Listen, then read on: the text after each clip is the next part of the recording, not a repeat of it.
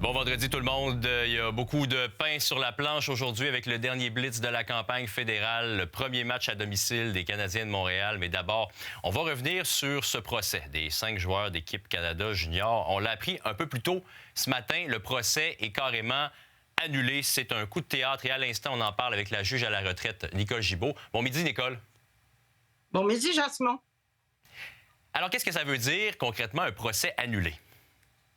C'est ce qu'on appelle communément, on l'a entendu au Québec, pas régulièrement, Dieu merci, un avortement de procès ou un mistrial. Pourquoi?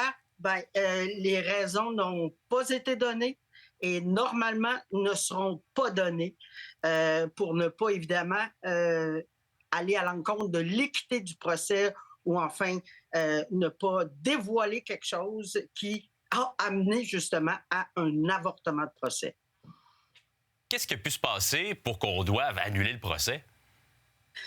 Il y a plusieurs raisons. Évidemment, c'est des raisons qui ont été dévoilées, que le tribunal qui s'est dévoilé devant le tribunal, qui s'est étudié, qui a été réfléchi, parce que c'est pas des décisions qu'un juge prend à la légère.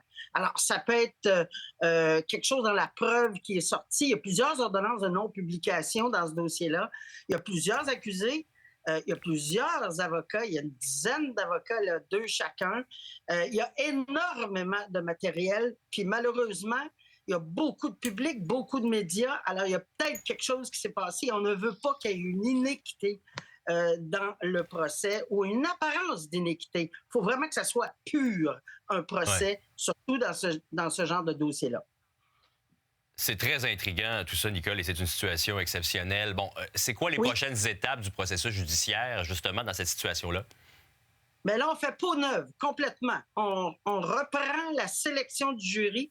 On va nommer probablement encore 14, là, dont 2 suppléants, et on recommence à zéro. Jean-Simon, pas une bonne affaire, là, on ne veut jamais que ça arrive, mais c'est un début de procès. Alors, imaginez-vous, ça peut arriver dans la dernière semaine d'un procès de 8 semaines, c'est pas du tout la même chose. En tout cas, ici, ça a été pris, Dieu merci, à temps, et on espère que tout va se régler, et ça va recommencer. On commence déjà cet après-midi, apparemment, à refaire une Ouais. sélection de jury. Fait que ça marche rondement. As-tu en mémoire un cas récent qui ressemble à celui qu'on est en train de vivre? Ben, je me souviens dans le dossier, ça fait longtemps, là, qu'il y avait eu carrément un avortement de procès où on avait discuté d'avortement de procès dans le dossier d'Accurso, alors qu'il y avait potentiellement quelqu'un qui avait parlé à un juré, pardon. Alors, évidemment, la contamination de jurés, ça, c'est possible. Et si c'est le cas, évidemment, on ne sait pas où est-ce que c'est allé. Là. Il y a 12 ou 14 personnes. Non, je n'ai pas Ouais. parlé à l'autre. Oui, non, oui. Alors, mais je ne me souviens pas s'il y avait eu un avortement, mais je sais que ça avait été longuement discuté pour finalement en arriver à une conclusion éventuellement. Merci beaucoup, Nicole. Grand plaisir. Au revoir.